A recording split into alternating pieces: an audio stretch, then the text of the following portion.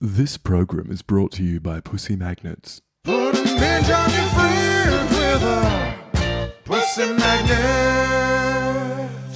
Welcome, my lovely lumps. Or should I say lovely labs? I'm so thrilled to have you here in the Labia Lounge to yarn about all things sexuality, womanhood, holistic health, and everything in between. Your legs. Can never help myself. Anyway, we're going to have vag loads of real chats with real people about real shit. So buckle up. You're about to receive the sex ed that you never had and have a bloody good laugh while you're at it. Before we get stuck in, I'd like to respectfully acknowledge the traditional custodians of the land on which I'm recording this, the Menang people. It's an absolute privilege to be living and creating dope podcast content on Noongar country, and I pay respect to their elders past, present, and emerging. Now, if you're all ready, let's flap and do this. Oh God, is there such thing as too many vagina jokes in the one intro? Whatever, I'm leaving it in. It's my podcast. Don't panic, you're not broken. Your sex education was a piece of shit. Get your flaps out and pull up a couch. It's the Labia Lounge. Hey, my labial lovers, welcome back. So this episode is going to be something slightly different to the usual MO here in the lounge, and it's probably going to be about something that a lot of you won't have heard of or even knew existed. But if you or someone you love has ever had eczema or, tricky skin challenges, then this one's for you. And we're going to be raising awareness about a thing called topical steroid withdrawal, aka TSW, which is something that can happen if you use certain creams, steroid creams, that are really commonly recommended or prescribed for eczema and other skin conditions. And I'd never heard of this, but a friend of mine has illuminated this topic for me recently because I've been fucking battling eczema, and I'll get into that later, but I'm now possibly on the brink of having this TSW myself. So when we got chatting about it the other day, I asked Carla to join me in the lounge to help us understand the potentially diabolical consequences of using these creams and abusing these creams. So welcome, Carla. Grab yourself a clit cushion, get comfy. Thank you, Freya. Thank you for the introduction. Yes, we did connect upon eczema, and prior to that it was yoga, I believe, at Shining Light Studio. Yeah, wow. Gosh, that just feels like anything pre-pandemic feels like freaking years. Well, it was years ago. Many years ago. Yeah. So to give you all a bit of background, Carla's here to, well, not background, but just some context. Carla's here to discuss her journey with topical steroid withdrawal, and how the Western medical system failed her, how she found treatment and alternative healing practices, and how she's invited in a slower way of healing to really get to the root cause of her dis-ease. And I will give a little caveat, like neither Carla nor I are experts on this topic, although Carla has spent the last 2.5 years doing extensive research and going down this rabbit hole. So she's a wealth of knowledge and a really fierce advocate for those suffering with this condition. And so she's coming on the show today to share her truths. That might not be everyone's, this is going to be about our experiences, and to connect with others who might be experiencing this and help create a community outside the Western medical system, since, this Western medical system largely denies that TSW is even a thing. It denies that it's a side effect of the prescribed cream that they're just giving out willy-nilly to people with skin conditions. So yeah, that's a fucking common narrative, isn't it? Bit of a familiar one, medical system just gaslighting patients and invalidating their experiences and throwing pharmaceutical solutions at us like it's fucking Christmas. Don't get me started. But yeah, it's not medical advice that's being thrown around on this potty, and I just wanted to say that, like, we're going to be exploring the topic and sharing what we've experienced and what Carla's learned through all of her extensive research and advocacy. And so hopefully this will be really interesting and valuable for you if it's relevant, and maybe it'll come in handy in the future as well if you tackle eczema or you get prescribed topical steroids. So that's just a little, spiel. Did you have anything to add to that, Carla? Yeah, I guess I completely agree. Even 2 years and 2 months into my withdrawal, despite all the research that I've done, I'm still very much being monitored by integrative doctors. And I still have a faith in the medical system. It's just now I question things before believing them. So that's the biggest point, I think, because we're stripped from our sovereignty and our understanding that our body actually does know best. And we put our trust in people that we believe we can trust because they're meant to be informed. But the truth is that, there's always alternatives. We're just not aware of them, and we've got to dig sometimes. So, in no way am I a doctor, but I do have many years of experience of battling this very insidious condition. Yeah, beautiful. Well, on that note, I'd love you to tell us a bit about your story, about when, your eczema started, how that all went down, and like what your journey has been from that point, because it's been pretty tumultuous and pretty horrific. So feel free to just go nuts, give us the details, and let's get stuck in. Let's get red and raw, literally. Literally. But actually, I'm good at the moment. But triggerpotamus words, but let's talk about it. Spread that awareness. So I pretty much, apparently, according to my mom, had eczema as like a baby, quite young. I think maybe around the age of 2 or 3, I started getting it. And she said I actually started getting it on my private parts. So on my little vagina when I was younger. And she took me to the doctor and they actually said, you need to put some steroids cream on her. And my mom said, are you kidding? Like, you want me to put steroid cream on her vagina? And they're just like, yeah, that's what we're going to prescribe you. And she said, would you put that on your kid?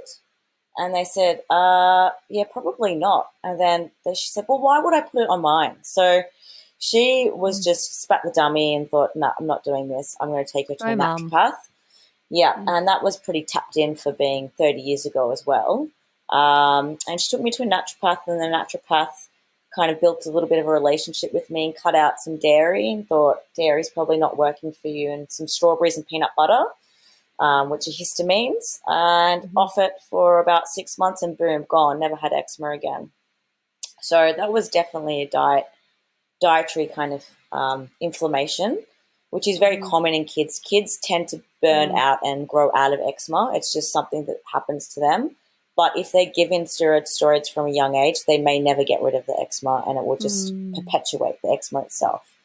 So I was all good, hunky-dory, until something very traumatic happened in my life at the age of, I believe, 25. And my first boyfriend and very, very dear friend in the end, we weren't intimate at all, but we're very, very close friends, he ended his life quite suddenly, but had seen me the night beforehand, and I didn't realize he was actually saying goodbye. That grief to me came about, and during that period of grief, I was struggling for 2 years just with stomach issues. I had quite a lot of gastritis that I believe was just from traveling to Mexico and India and gaining parasites. But the grief really knocked me for 6. And at that time, I actually had started a new relationship. And it was with a woman, the first time I'd ever been with a woman. And that was all exciting. So I was on the cusp of sort of death, but also birth in the sense of like love, excitement, fantasy, adrenaline, serotonin, dopamine, but then like really great loss and depression and sadness and just really these two conflicting emotions sort of at once. And it was probably 3 months after Tom had died that I started noticing a rash just in my upper thigh area, and I was really quite confused, and I started thinking, what is this? Because I hadn't had anything like it. Like, I'm Italian and Mediterranean, normally have very tanned, like never had a skin issue nor a pimple, couldn't understand what was really happening at the stage, and thought, wow, what's going on? And then I started getting bruising and all these other things, and I thought, okay, it's time to see a doctor. I saw a doctor, and they, just wanted me to go straight onto a cream, and I thought, no, I don't really want to do that. So I went and saw a Chinese medicine doctor and was working with them for a while. And that, Chinese medicine, this is the thing with the Western world that we live in, is when you get sick, you don't want to be sick for long. You don't want to have a rash for long. You want to get rid of it quick. And these alternative practices, they require time, and they require patience, and they require devotion above all.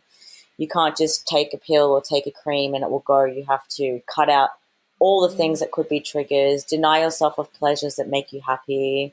Sit in the uncomfortable, in the vulnerable, especially skin conditions. They're just, not to put any other condition aside, but they're visual on top of being physical. So it is a manifestation of, how's your ego feeling? How's your self-esteem feeling? So taking a quick fix is really easy in that sense.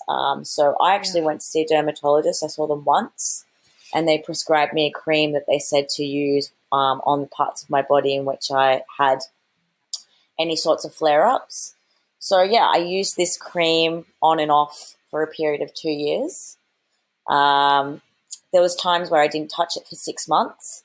And I also moved to Byron Bay in this period. I was away in India for about 6 months, and then I moved to Byron Bay. And I had a full-time job, and I was just going to F45 on my lunch breaks, and I was working 9 till 5, and then I was busy on the weekends socializing, and I was just on a grind, which I loved at the time, but it was just burning me out. My cortisol levels were just through the roof, which is, probably why my skin got worse and worse up there on top of being in a moldy climate. Yeah. And I started to notice that the skin started to get a bit worse, so I started putting the cream in places I'd never put it before. So a little bit on the eyelids, in between my arms where the creases are, behind my knees, just the typical places. So that started kind of happening, and then COVID hit, and I was made redundant. And I just thought, I can't keep living like this. I can't every day have to carry around a cream to put on me. It actually wasn't working anymore. I just noticed my skin was breaking out in other places that had never broken out. And I'd need more cream. I'd apply it more times in the daytime, and it just didn't feel like it was getting to the root of the issue. It felt like it was actually just suppressing something that really, truly needed to come out. And so when COVID came, I thought this is a great opportunity, which I didn't know it was going to last for 2 years, might I add. I thought maybe a month or so. It would be a great time to detox, juice fast, do everything I could from every angle to tackle the root issue of this inflammation. Little did I know what was coming for me. And to be honest, if I knew it was coming for me, I don't think I would have ever made the decision to come off them, because it is so traumatizing and horrific and painful. I think it's the best thing I've done in my life, but it's been the dark night of the soul. And it's been beyond horrific in every shape and form.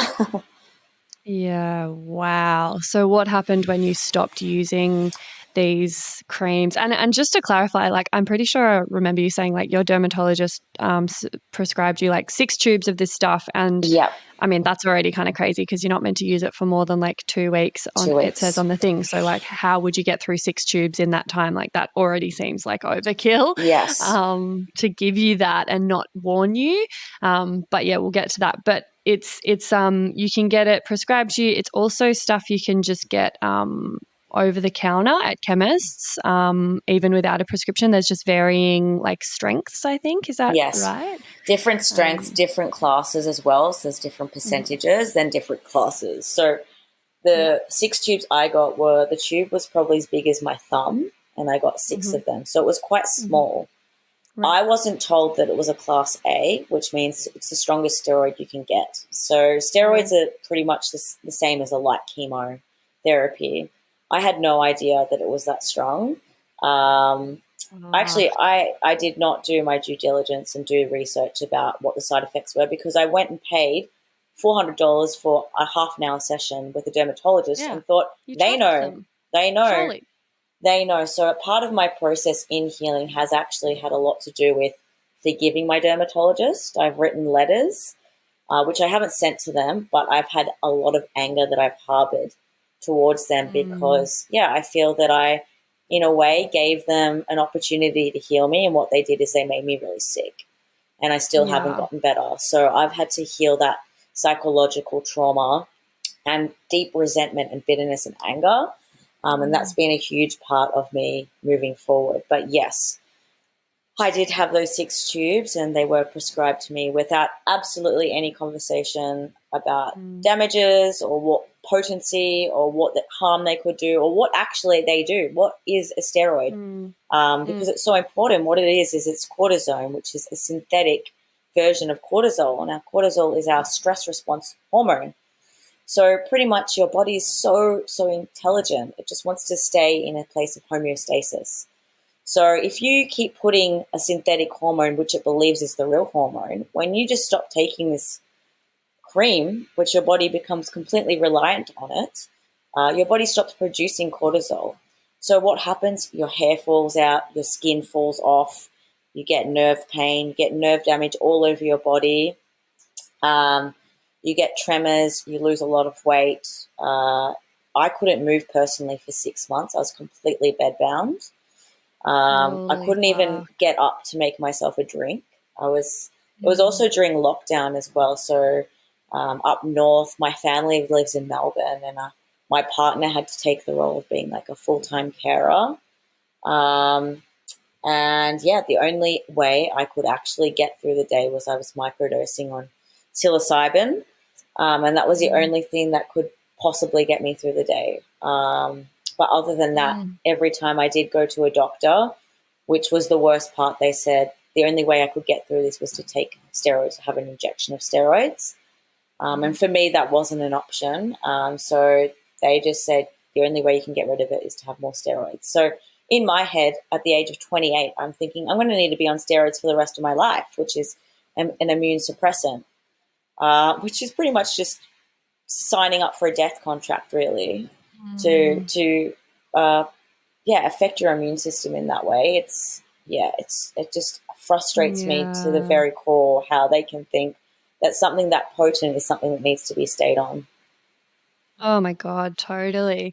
And so, yeah, like from when you stopped using the cream, like what happened? Like what was the sort of sequence of events and all of your symptoms? You sort of touched upon a few of the common ones there, but yeah. I'd love to just hear what you've gone through. Yeah, okay. So it started off the symptoms with like straight away, deep fatigue, like couldn't move. I couldn't move my body physically because your cortisol is released in the morning and that's your get up and go. It's pretty much putting petrol in your tank to start the day. So I didn't have that. So I felt very tired, couldn't move. And after that, within a week or two, my whole body, and I only had eczema in tiny parts of my body before then, went completely red. It's the equivalent to sunburn, but internal sunburn. And what it is, it's vasodilation. So the steroids, they constrict your blood vessels. That's part of what they do to stop the inflammation. So when you stop taking the steroids, your blood vessels dilate really big because they're just so used to being constricted. Therefore, you become red everywhere. So from that, you get a burning sensation. And then because you've got so much inflammation, the steroids can't pass through your pee, your urine, or your stools. They have to move through your kidneys. And to be detoxified through your kidneys, it means that they need to come through the skin. So the only way you get better from stopping steroids is to purge it through your skin, which means you need to get so unwell, and whatever your condition was prior to the steroids, it will be 1 billion times worse. My whole body was red. Then you start oozing, which I'd never done before, which is where, just from your lymphatic system, you start oozing all this metallic smell out of your skin. It then crosses over, and then you have layers of skin shed, like I'm talking like a lizard. Layers and layers of skin shed, and then the cycle start again. You go bright red, might be in that bright red stage for 5 days, then you go through the oozing stage, then you go through the flaking stage, and it doesn't stop, and hasn't stopped for 2 years. It's just a lot better than what it was. I have complete nerve pain and damage on all of the skin surface area, so I still can't properly sleep on a bed. I have to lay on the floor because textures really affect me. The wind hurts my skin. Insomnia as well. I haven't slept really for 2 years because your adrenals are so burnt out. Absolutely, yeah. They're burnt out. They're confused. So, yeah, sleep has not been part of my life for a very long time. for the first 6 months of the TSW, I couldn't shower, I couldn't bathe because water feels like acid on your body. So I actually went in the ocean every day, even though it was so incredibly painful. I went in because I was just very hypervigilant about feeling clean, and also getting away any infection if there was cuts. And salt water, just ionic magic, really. It's just so potent, and sun, salt, like the true medicines of the world, is where I really kind of sunk into. But yeah, it's just like everything got taken away from me, and it was just so deeply traumatic. So yes, that's why I do things like this with the podcast, to raise awareness, because they're so easily handed out by physicians, and they don't even know what the side effects are. Hey, Babe Towns. So sorry to interrupt, but I simply had to pop my head into the lounge here and mention another virtual lounge that you've got to get around. It's the Labia Lounge Facebook group that I've created for listeners of the potty to mingle in. And there you'll find extra bits and bobs like freebies or discounts for offerings from guests who've been interviewed on the podcast, inspiring and thought-provoking conversations, and support from a community of labial legends. I also have an account on the fab new app Sunroom, which is a platform created by women for women and non-binary folk, and where there's no shadow banning or censorship of sex-positive content, unlike with the other platforms that I'm on. So you can hit up my Sunroom for extra content and real and raw life updates, because I'll be sharing on there from now on all of the stuff that I can't post anywhere else.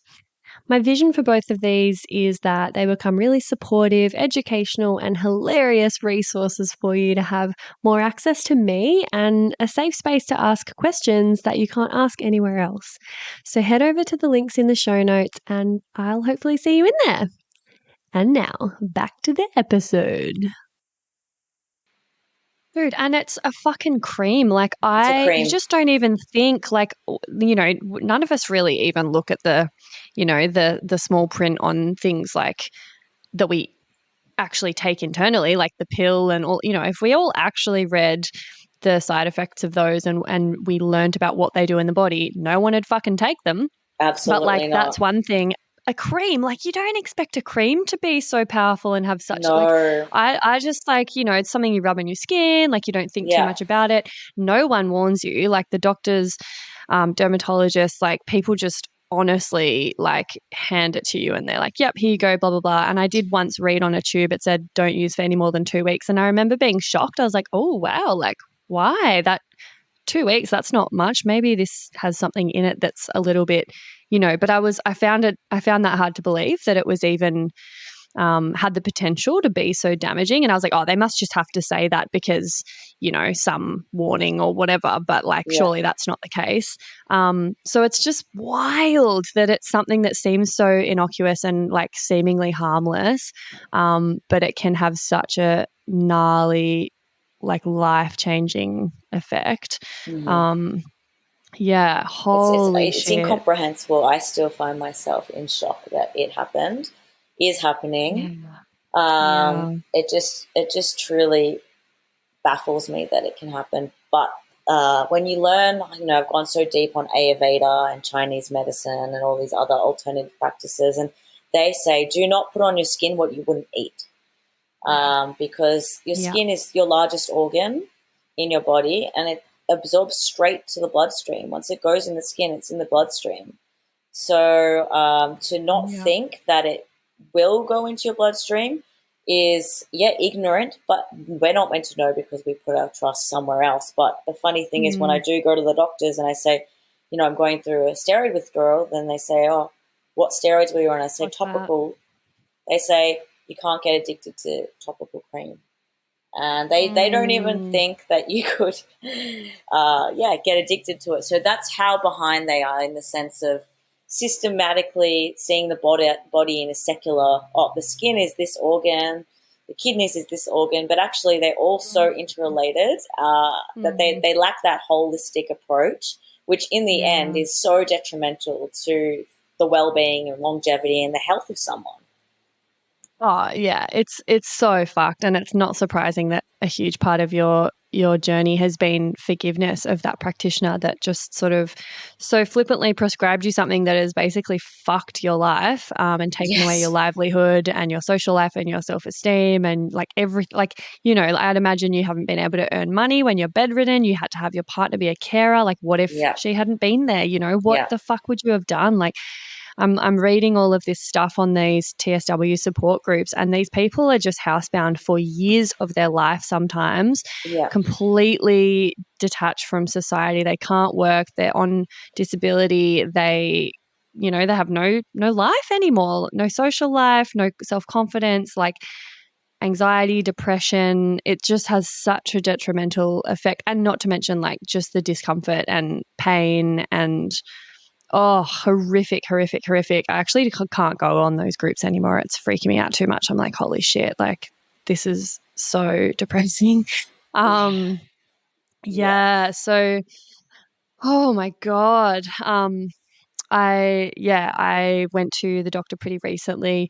I generally try to avoid going to GPs because I pretty much just end up in arguments with them because they don't fucking believe anything that I'm trying to say. And they're like, oh, that's not a thing. What do you mean? You're imagining it. And I'm like, oh my God. And I looked up, there's on the Eczema website, which I'll put a link to. It's like the Institute. What does it stand for? I actually don't know what it stands for. I've always just called it Institute of Topical Steroid. Oh, it's the International Topical Steroid Awareness Network. Ah, nice. Yeah, that's it. I should have written that down. So they've got a website with heaps of resources and info, and they actually have a whole section that's for doctors because they're like, okay, this is a huge issue. There's not heaps of research on it, but it's growing, and there's so much anecdotal evidence and more research now that like this is a thing doctors need to be aware of, and they've put a section to like show your doctor and like how to talk to your doctor, how to get them to actually take you seriously and take this seriously by laying out the studies. And it just makes me so sad because like I went in, I wonder what happened. She wanted to give me steroids, I was like, what the fuck? Are you not even listening to me right now? Like, this is blowing my mind. I've come in, I'm saying like this. Yeah, anyway. But also, I guess, just to back up and give everyone a little bit of a backstory on my situation, I don't think I'm going through topical steroid withdrawal.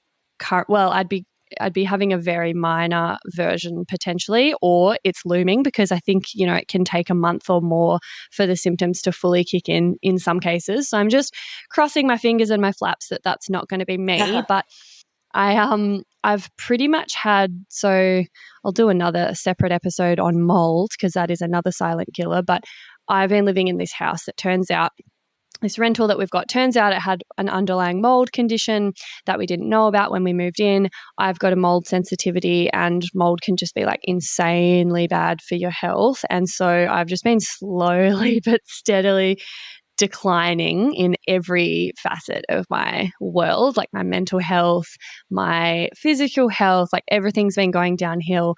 And pretty much a month after we moved into this house, which is just over a year ago now, I started getting little bits of eczema. And I also hadn't had eczema since I was a kid. So like used to get it when I was a kid. I'm celiac, so I'd eat gluten or I'd, have some inflammatory stuff and my body would crack it. So I do have sensitive skin, but I hadn't had any major issues with eczema for years.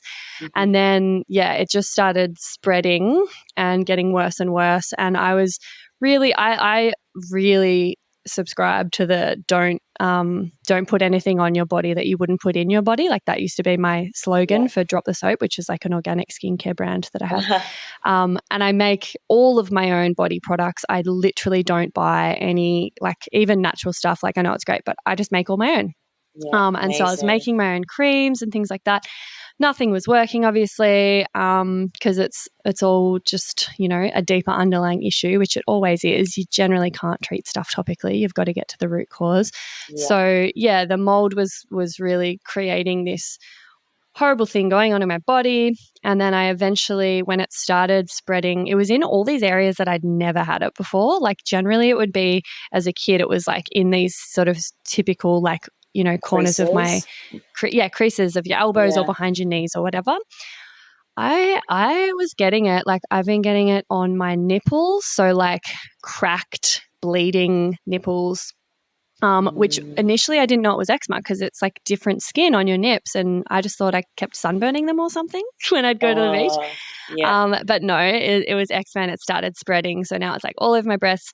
Got it like, in my armpits, like all over my body now, my arms and my legs, and my labia, which was the fucking final straw. I was like, no, nah, fuck this. don't Like, go I'm not there. fucking doing this. So I actually, and it's such a shame that was the thing that started making me use the steroid cream. But like, everyone was just like, dude, like you just have to use it for like a little while. You use it for twice a day for a couple of weeks until the eczema is completely gone. And then your skin like rebuilds its kind of mantle and your body can get on top of it. And I was like, I don't know about this, but like, I'm also so not down for this. Like, can't have sex, like very, very sore and itchy. And sometimes like it'll bleed because I've scratched it so much or it's like cracked open. So I can't swim in the ocean, can't really fucking do anything. And I was like, all right, I'm just going to use this cream. Fuck it. I'm going to give it a go. Nothing else has worked. And so, started using just over the counter stuff. So luckily not a super turbo one from a dermatologist.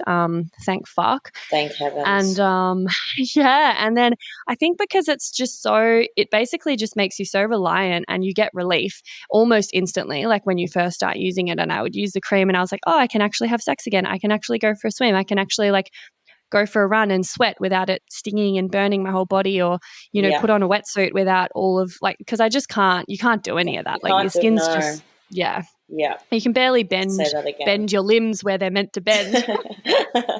Nope, there's no elasticity. You get it. So I just sort of started using it, and I kept using it for longer than I anticipated because I just fucking needed it to be able to like get through like this workshop I was running. I was like, okay, I'll stop using it after I've done that. And I've just, I'm going away camping that weekend. So I definitely just need to keep using it then. And so I was kind of on and off. And then ended up probably using it on and off for like six months, maybe a bit longer. So I'm hoping to avoid the full-blown withdrawal condition, but it just stopped working after a while, and it just wasn't even holding. It was holding it at bay just, but all of this, it was like whack-a-mole. Like the eczema was popping out in all different places, like new areas. I was ending up like practically going through a whole fucking tube in like a few days because there was such a big surface area of my body and so many new places. And I was like, this is not okay. I can't keep doing this. I've got to stop. And I just like stopped using it cold turkey, which now I'm like, oof. I did the same. I've done a lot of research on that, and they say to taper off. You can taper off, but either way, not everyone goes into withdrawal. That's one thing to note, that if you do take steroids, not everyone goes into a withdrawal. It just depends if your body's become dependent on it. So you may not go through it, Freya. You might get inflammation of like post not taking steroids, but doesn't mean you'll go through withdrawal. But when you stop, doesn't matter if you stop tapering it or you just cold turkey. Either way, what you've been suppressing will come out. Yeah, totally. Like I did read in my research that some people are like, oh, cold turkey's not great, you need to taper it. But then there was all these studies that were reporting that there's really minimal difference in the outcome. So they actually recommend, since it's going to be bad either way, they recommend just like immediate stop. Unless it's oral steroids, and then I think you got to taper down with them. Right. Yeah. And I did read that they recommend stopping the cream, but then doing a tapering course of oral steroids can be helpful because apparently, the addiction of the topical stuff appears to only relate to the topical stuff. But then I'm like, I don't know if that's even true. I just feel like more steroids in the body can't really be great, but who knows?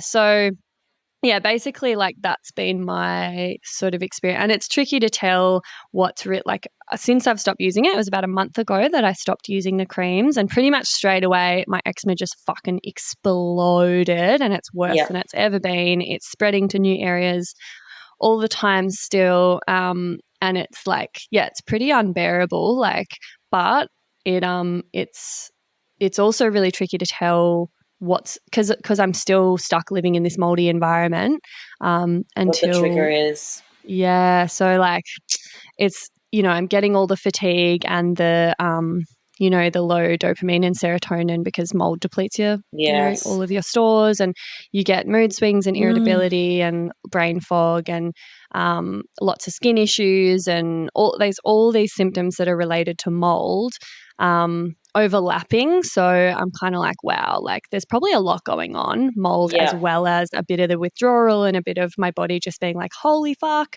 Yeah. So yeah, I just can't fucking wait to get out of this rental that we're in and finally move so that Oh, I I can so start feel you on detoxing. that note because, Charlie, my partner, and I were living in Byron for 3 years and it just kept flooding up there, as you would probably know this year, which is why we've made the decision to move back to Melbourne, is because, whilst going through this condition, which I guess one of the hardest things with it is that there's no timeline. Some people take 6 months to heal. Some people take 5-6 years to heal.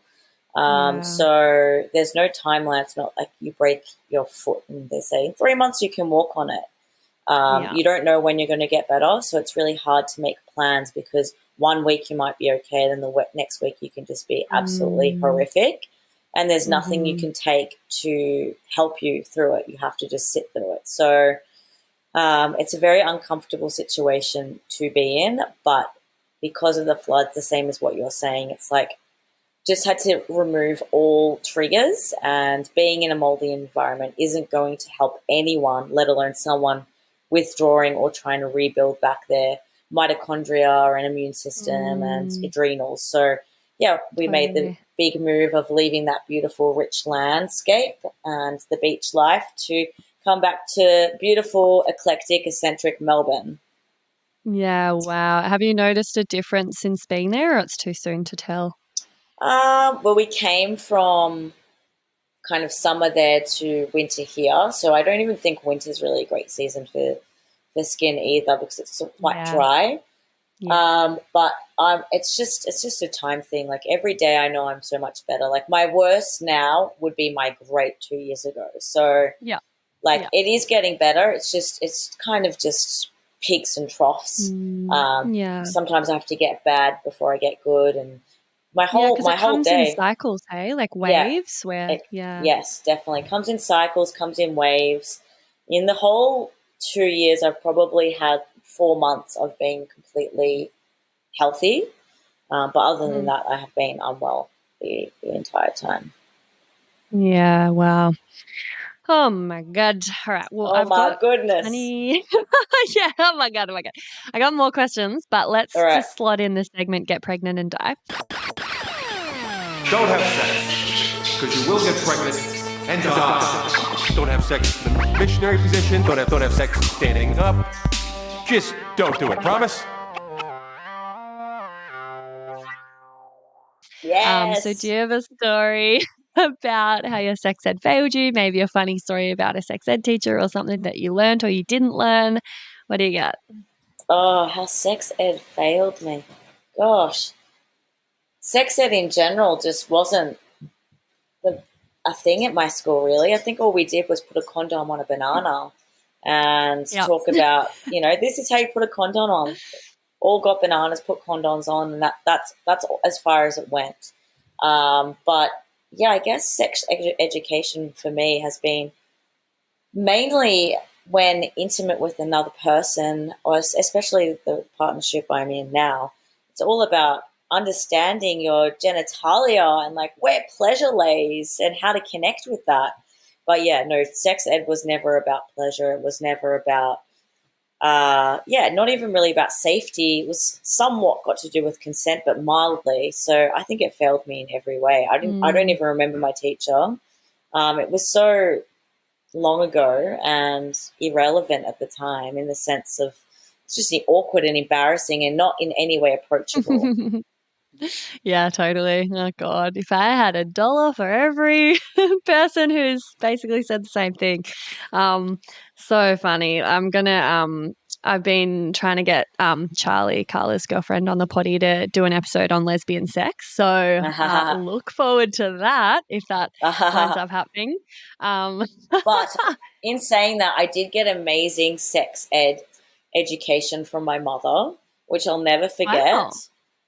Yeah, so she was in the car and we're on a highway, and I think I was about 13, and all the windows were up on a highway. So what do? Carla, we need to talk. I'm like, okay, we need to talk about oral sex and sex. And I was like, oh, God. So I start putting the radio up really loud. I'm like, can't hear you, can't hear you. She's like, no, really, darling, we've got to speak about this. I'm like, oh, okay. Put the radio down, and she's like, look, boys these age, they just want to poke and prod you anywhere. And I mean, they want to put their dick anywhere, in your mouth, in your bum, in your vagina, anywhere. But you say to them that, yes, if they ask you for a blowjob, you say to them, yes, you can have a blowjob, but you give me one first. And I thought at the time just, oh, ew, Mom, go away. But now I thought that was just the most empowering advice to receive, which is before you give your pleasure, make sure that you receive pleasure. Own your pleasure.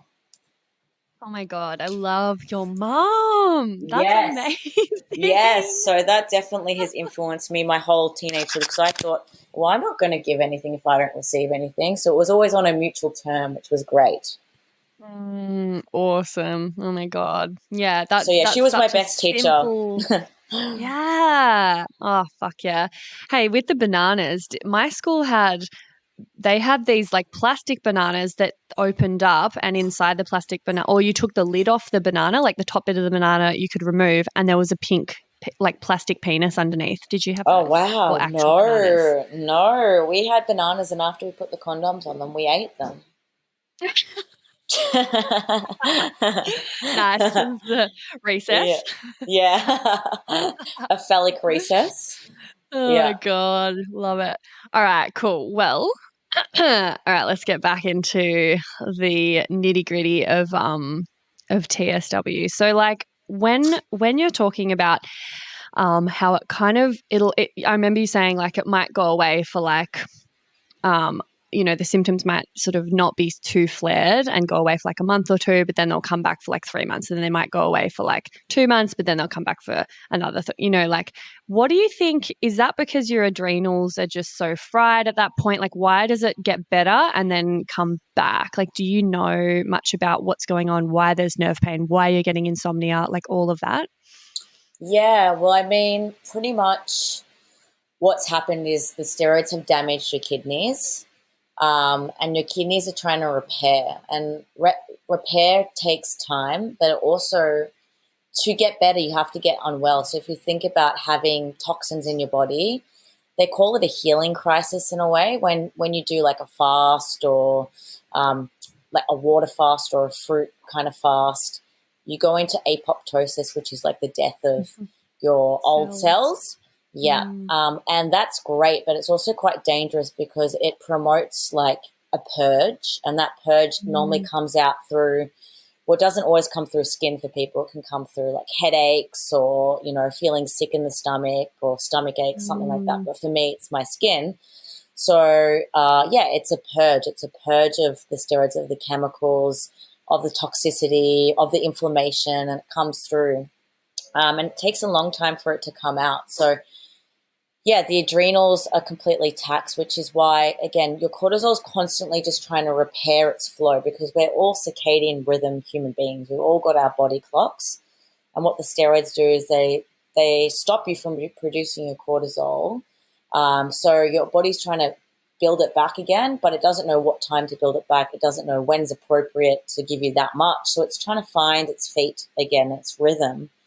So what's happening to me is my cortisol is kind of being produced and boosting at nighttime, which is when you're meant to get it in the morning, when you wake up and feel fresh. So when I can have so much CBD oil, I can have THC oil, I can have, you name it, anything to try and knock me out to go to sleep, and it won't work because my cortisol is too high at nighttime.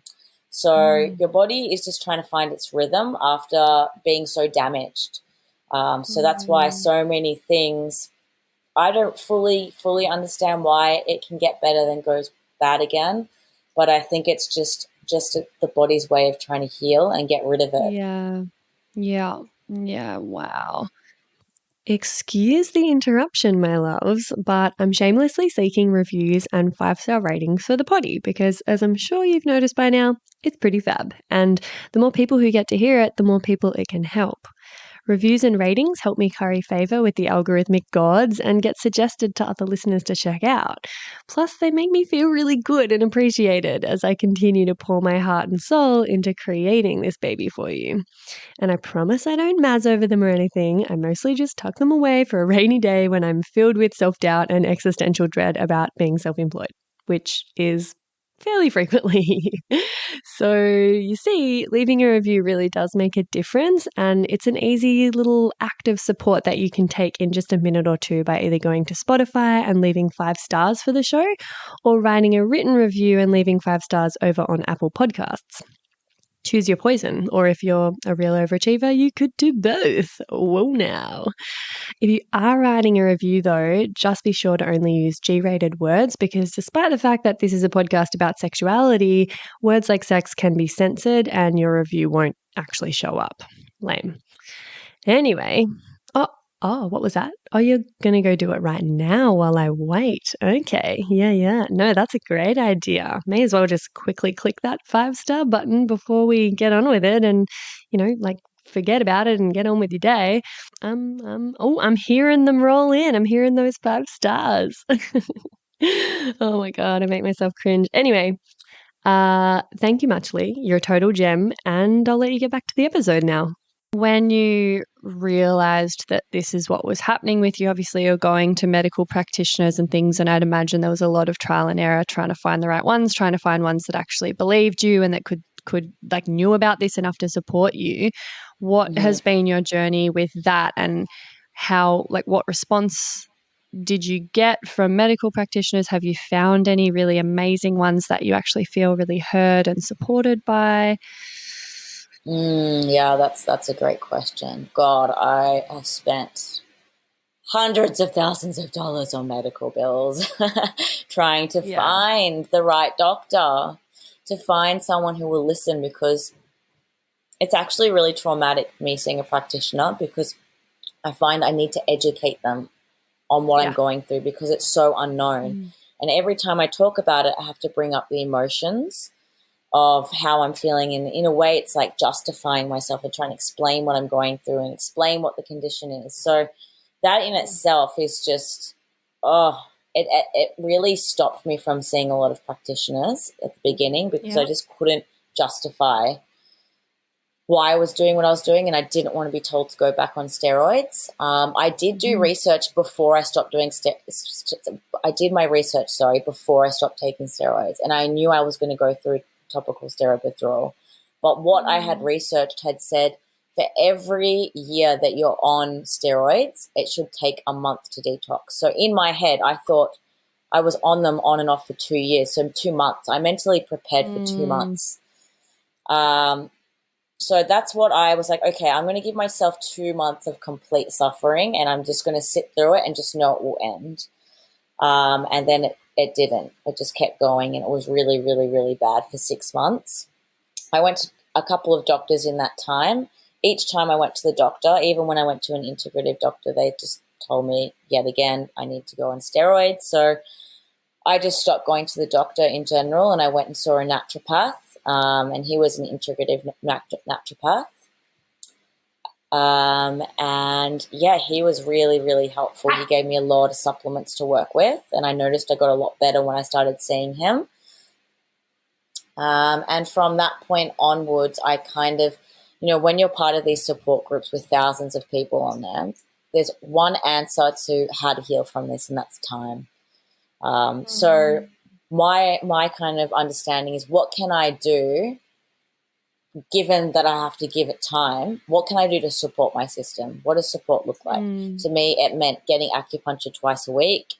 It meant getting massages to calm my nervous system. It meant, I can't do exercise because I can't sweat because my body burns up. So what can I do? I can do a lot of yin. I need to meditate. I need to do neuroplasticity. I need to listen to books and listen to audiobooks and read books like Joe Dispenza, which is like changing the habit of breaking yourself, and really trying to harness my mind and know that, that I needed to keep my mind strong. I've done things like somatic therapy where I'm letting out my anger through therapy. At the moment I'm doing EDMR to help with trauma.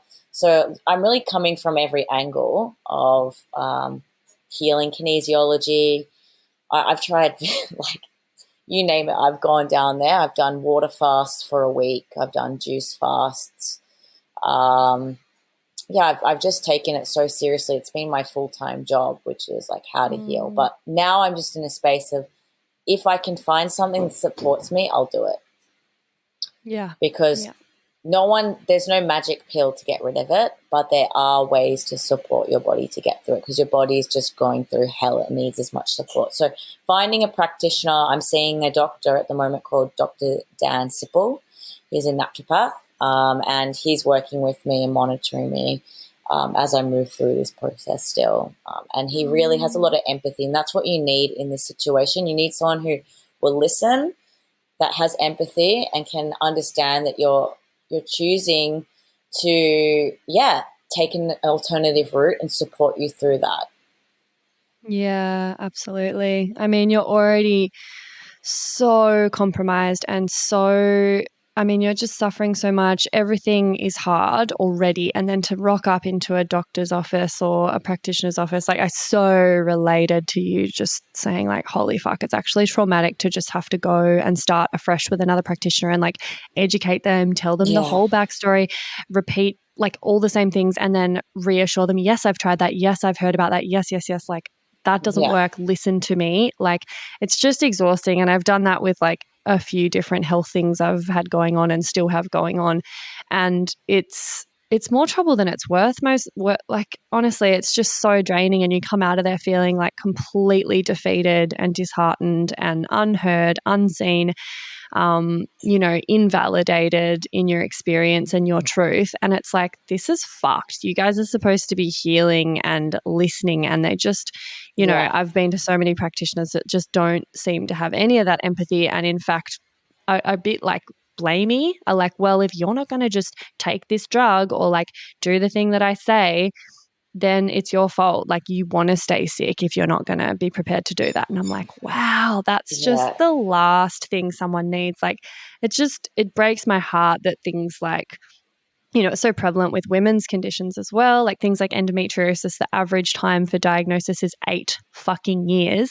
And that's like on average. So sometimes it takes longer, and people are going to doctors and all different specialists trying to find out why they're in like horrific chronic pain, and no one's fucking listening to them. No one's giving them the time of day or an answer.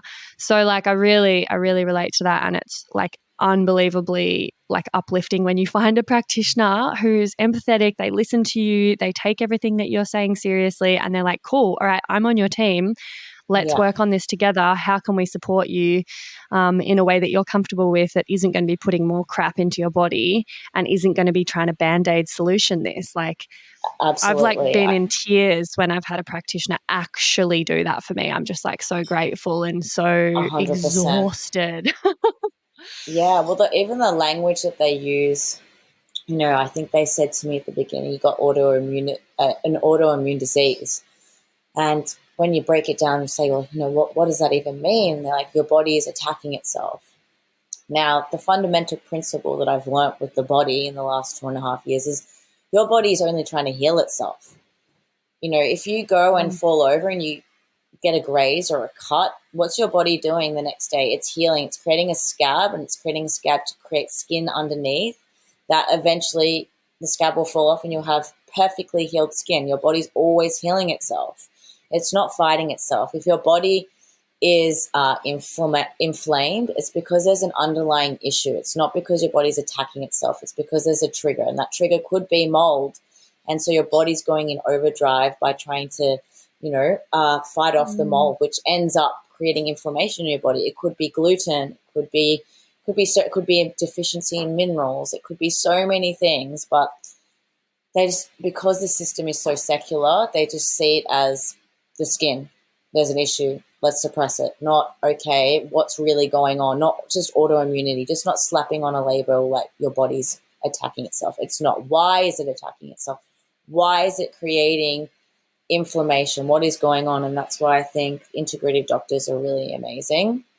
Holistic doctors are amazing because they have a macro lens and a micro lens as well, and they can zoom in and zoom out and get to the root of the root, the bud of the bud kind of situation, and understand why things are happening, not just getting rid of them, because they're there for a reason. They're coming up for a reason. Your body's intelligent.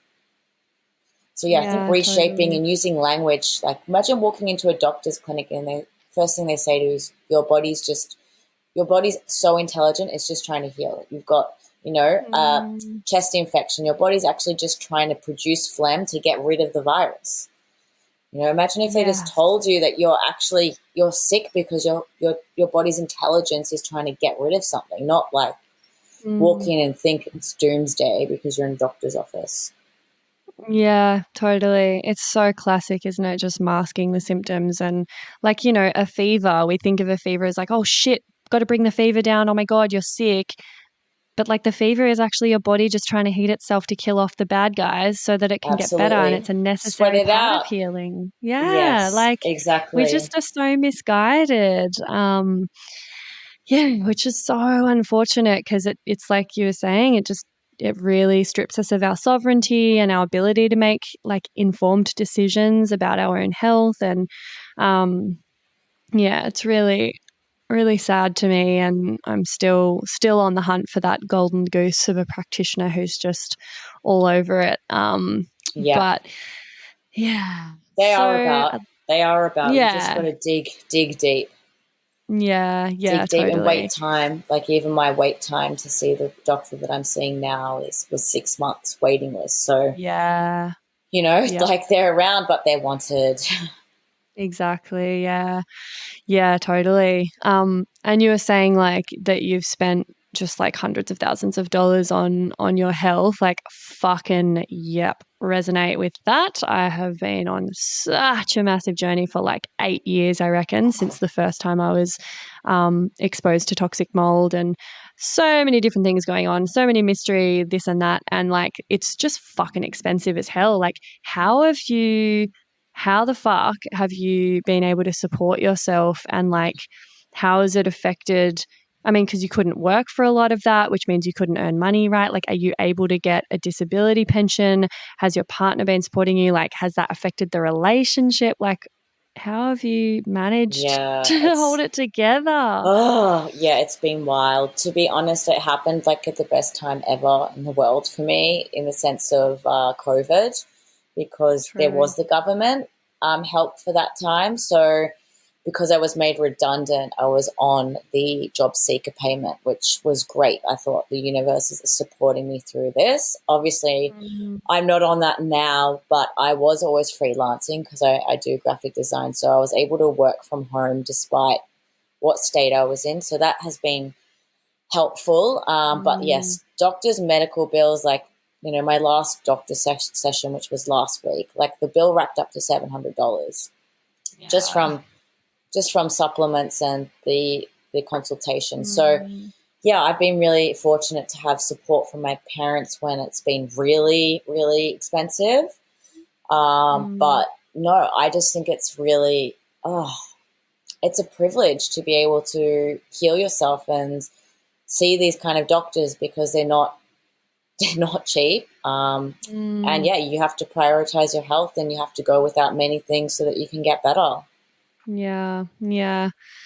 And I imagine that would have just put so much strain on yours and Charlie's relationship, like her having to be a carer. And like, I know for me, I haven't been at that level where I've been totally bedridden for a long period of time, but like I just noticed that it puts a lot of strain on Locke and I, being in that dynamic. And also I start feeling like, I don't know if this is, I don't want to put words in your mouth, but just personally my experience has been like, I almost just feel like I'm a broken record at this point, and there's always something going on with my health, or there's something, my eczema, my skin, this and that, like is really like hampering me or causing suffering. And I just feel like I don't even want to talk about it a lot anymore, because like I know that he is like, you know, loving and caring and trying to support me, but like it gets old after a while and you just feel like a burden. Like, well, I feel like a burden, and I feel like I'm kind of holding us both back, and I can't even like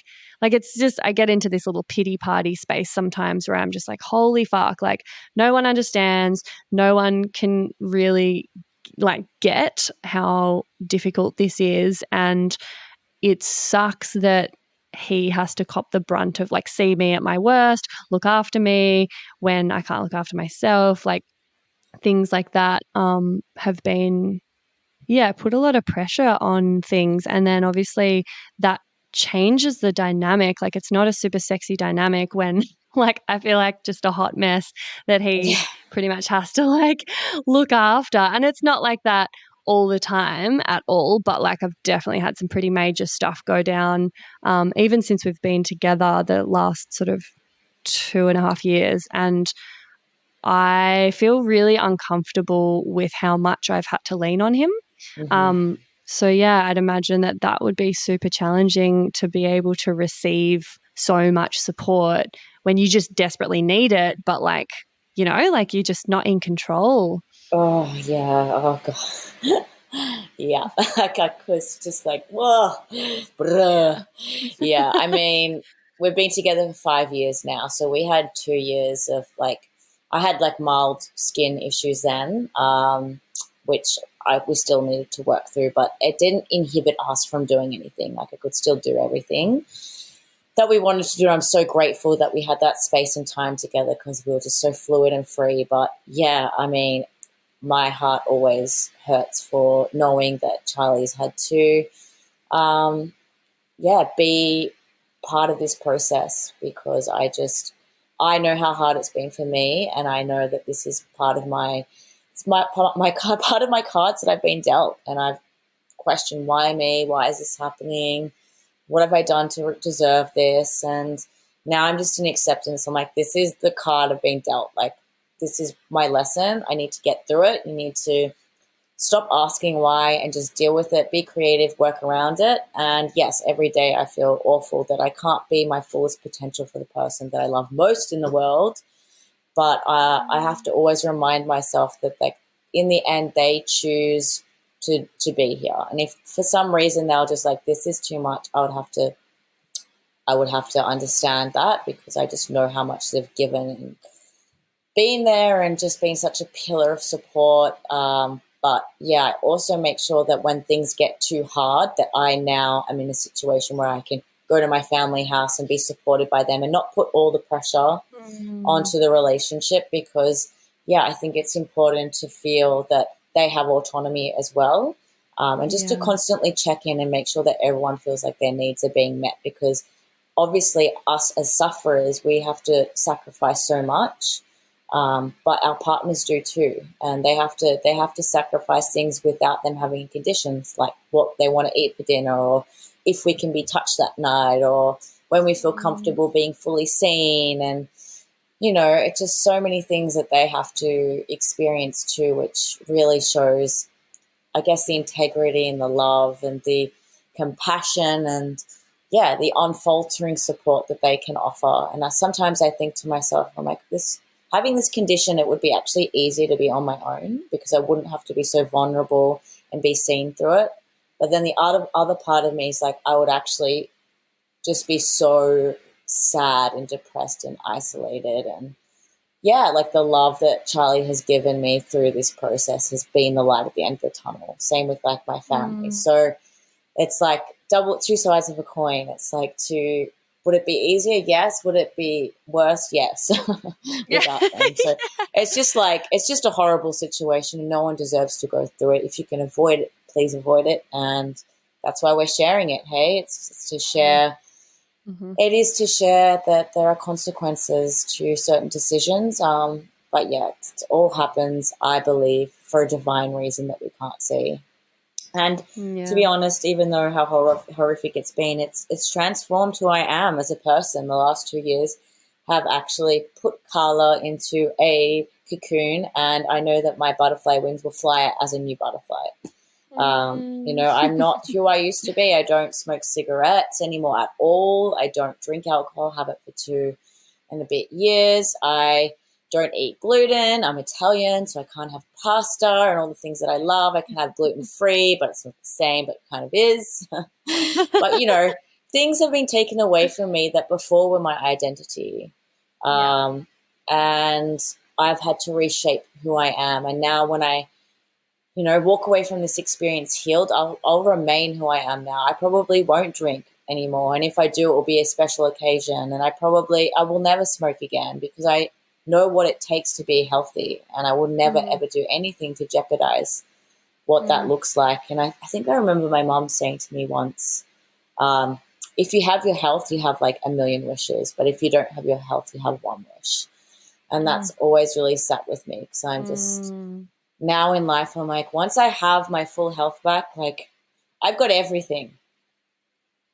Yeah, huge. Holy shit. Your mum is full of these nuggets. That's She's fucking true. She's a therapist, so she's got them. Okay. Nice. Yeah. Yeah, it's such a thing. Hey, like I feel sometimes I get really frustrated with just to chuck him under the bus again with my poor partner. He's never really had any major health things go down or like big challenges like that, chronic health issues. So I feel like there's just no possible way he could actually understand and have like the level of like compassion and understanding that someone who had been through that would have.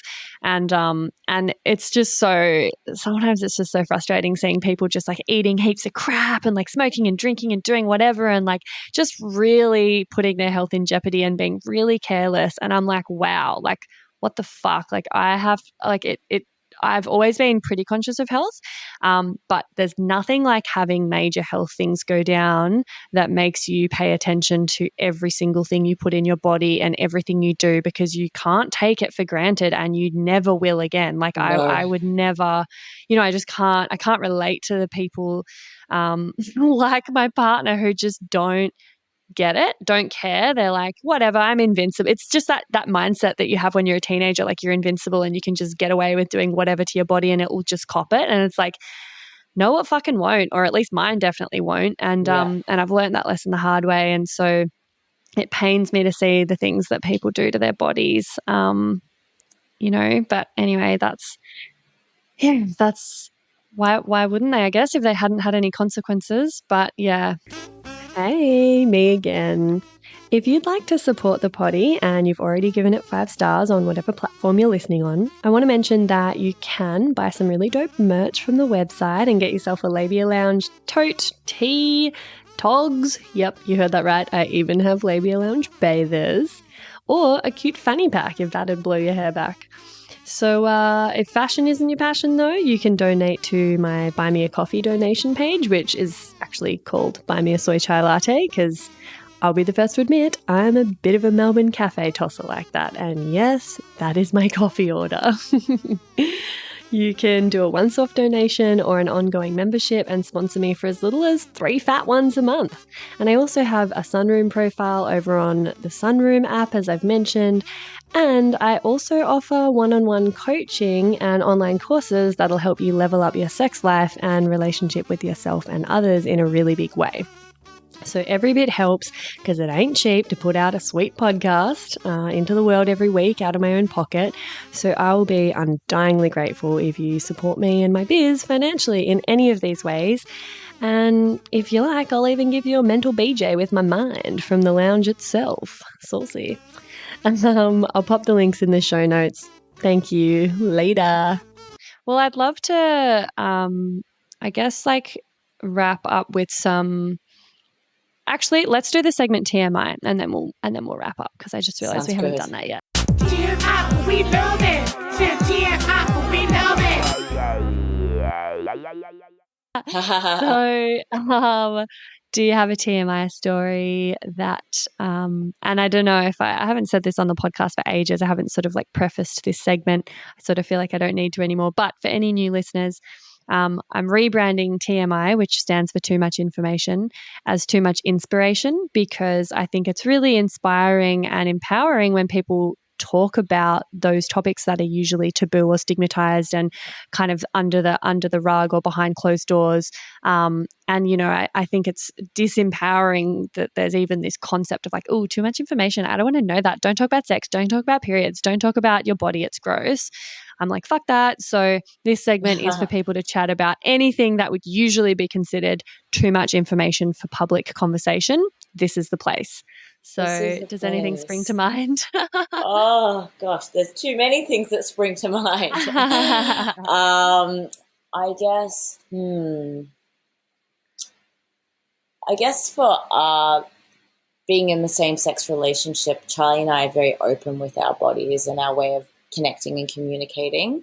And when we were in India, which was probably like 2 years ago now, I saw you guys there. Yes, you did. We bumped into you at Rishikesh. Yes. So when we were actually staying at a guest house, it was almost like a hotel in Rishikesh, I can't remember if it was Charlie or I, but we had our period and we bled onto the sheets. And we were like, oh no, what are we going to do? We're like, we'll just grab all the sheets and kind of just pile them up and it should be fine because they get cleaned anyway. Anyway, we went out for the day and we came out and we actually got kicked out of the hotel because there was blood on the sheets. And for them, they thought they were shaming us pretty much for bleeding on the sheets.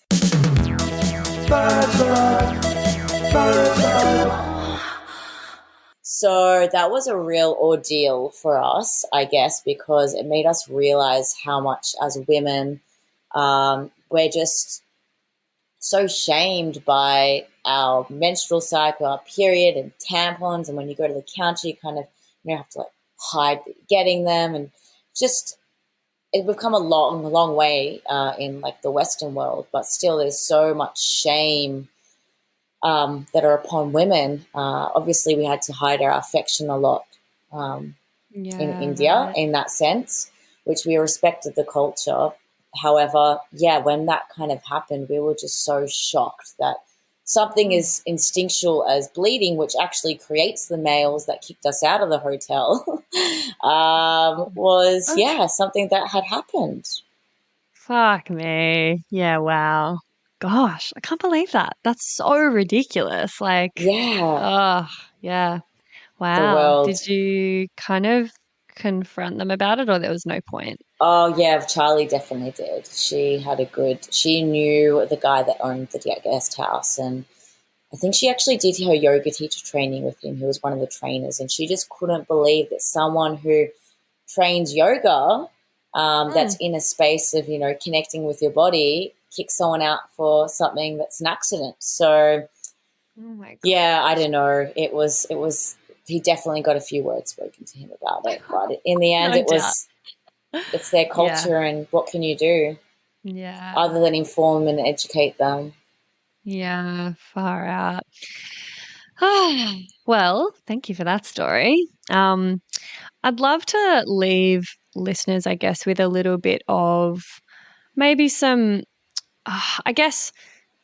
not that there really seems to be too much of a solution other than, like you're saying, time and stuff like that. But maybe if someone is using steroid creams currently or they have eczema or something, like how can we avoid this happening? Like I've read stuff about, like if you have eczema, still kind of using it a little bit but taking breaks or not using it more than like twice a week and only once on the days that you're using it and things like that. Apparently that can sort of be effective without actually getting the addiction and then the withdrawals. But I also guess I still just from my knowledge that's not fully correct either.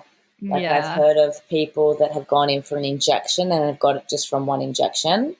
And it had nothing to do with skin. They just actually had a bicycle accident then got a steroid injection and then went through TSW. So I also hear about mothers that put it on their babies when their babies have eczema and then the mothers develop topical steroid withdrawal. Yeah, I've heard that too. I think that it says on the label don't take for more than 2 weeks, and I think that that's there for a reason. I don't think it should be taken for more than 2 weeks. I think if you're in a real acute phase and that's what you feel that you need to do, then just follow like 2 weeks, take it, see what happens. If it doesn't get better, stop taking it. But yeah, I would recommend. There's some really great skin doctors out there. A lot of them are from America that I follow, which one is called Jennifer Fuego, I believe her name is.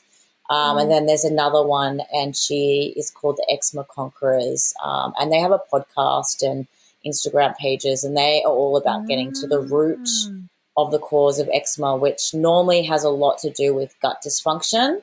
Yeah. It could be parasites, it could be leaky gut, it also could be heavy metals, it could be liver detox dysfunction, it could be there's so many loopholes. That's the problem with skin issues, is there's so many different areas that could be affecting while you're having it.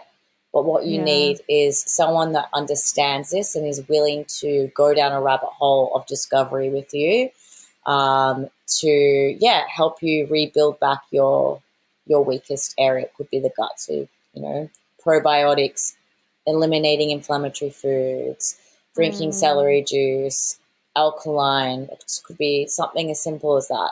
So I don't really have the advice for everyone, because everyone has skin issues for different reasons. But it is a wormhole, and it's worth investing in someone who's integrative that can, help you get to the root of the root, because the cream, it's not getting rid of it. All it is suppressing it. Exactly. It's just, it squashes it for a little while, which is just a total Band-Aid solution. And then it allows you to go longer with the underlying condition, because it makes it bearable for a while. But then next minute, you've been using it way longer than you intended, because you just can't get by without scratching yourself to fucking pieces. And then you're in this situation. So I think I also, when you were talking right at the beginning about how your doctor was trying to get your mum to put it on your genitals, there's actually evidence showing that putting it on your genitals or your face will be will create a higher likelihood that you will get withdrawals from it. Yeah. I guess those areas are really, I don't know, sensitive and absorptive. I don't know. The skin's very thin, so it goes straight into your bloodstream. Right. Okay. Makes sense. More and blood they're very vessels. vascularized areas. Yeah. So I definitely avoid those areas. If you've got a child or a baby, oh my God, please don't fucking put it on your kids. And honestly, putting this cream on, if you're only able to use it for 2 weeks, that's not going to get rid of the problem. And then you'll just be back to square one, but you'll have this stuff in your system, and you'll have the beginnings of a reliance on it, and the temptation will then always be there to start using it again. And honestly, any time I've used these creams, it gets rid of it really quickly and you're like, oh my God. But then when you stop using it, it flares up worse than before. So I just feel stay the fuck away. But that's not a professional or medical opinion, but I don't know. It's it's a lived experience from people that have suffered from it. So, And in my sort of research, I found so obviously Itsan, they've just got itsan.org. I'll put that in the show notes. And there's this woman who she's had TSW for 6 years, and she's created a documentary called Preventable, Protecting Our Largest Organ. So this doco, Preventable, I haven't watched it yet, but it sounds like it's really great and informative. I don't know, have you watched the doco? I actually haven't, just because I just get too traumatized watching things like that. Triggering. Yes, it is. But I do follow all of that stuff. I do have to silence it. But when I do research, I do follow that. There's a doctor too called Dr. I think his name's Rapport, and he is a dermatologist in America that is reporting all of these incidents of TSW. And I think he's got over thousands of cases. So he's a big speaker for Eczema. Cool. So that's a great person to look into too. Yeah, cool. Yeah, there's actually so much info about it. I can't believe I hadn't heard of it, and that doctors haven't heard of it, because it feels like once it's on your radar, you're just like, oh my God, this thing is huge. The Facebook group has nearly 20,000 people in it that are all suffering from this thing. And I'm like, wow, why is this not more common knowledge? So that's why I was just like really passionate about getting this out there, because I think eczema is quite common and gut health issues are so fucking common. And gut health is always it's always at the root cause of most stuff. There'll be other stuff going on, but I feel like it always or often comes back to the gut. And so I feel like even if you're not suffering from the withdrawals, like at some point you might have a skin issue or you might, be prescribed or encouraged to use these creams, and it's just important to know about the risks involved. So yeah, a little bit off topic for the Labia Lounge, but I hope this was interesting and helpful for people. And currently my labia are covered in eczema, so it's very relevant for me. Healing to the labia. Yeah, thanks, babe. Thank you for your time and just your vulnerability and generosity with sharing your experience for everyone. My pleasure. I feel like part of this journey that I'm going through is to offer this information out to the public as much as possible, because I wish before I decided to take the creams, I wish someone had told me or I'd heard of what could possibly happen, so I could have been more mindful. To get this word out, I already know that my story has shaped so many decisions already, whether people have been prescribed the cream, decided to go a different way, or they've stopped taking it. If that can be part of my experience of aiding and helping and supporting and deterring these situations, that would be amazing. Yeah, fabulous. Well, you're doing an amazing job. Keep Thank at you. it. Keep healing.